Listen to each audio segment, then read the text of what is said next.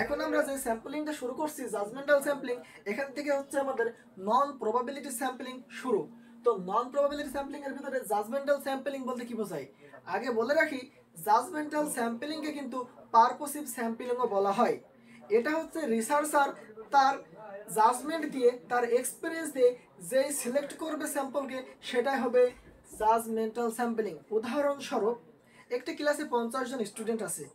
Researcher চাচ্ছেন যে স্টুডেন্টের ভিতরে যাদের বাবা মা উভয়ই চাকরি করে তাদের পড়ালেখার অবস্থা কেমন।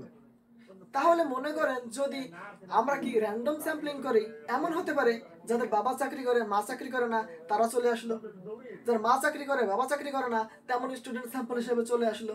তো তাহলে কিন্তু আমাদের আর সেটা হলো না। তো জাজমেন্ট, এই জন্য আমাদের কি করে জাজমেন্টাল স্যাম্পলিং প্রয়োজন।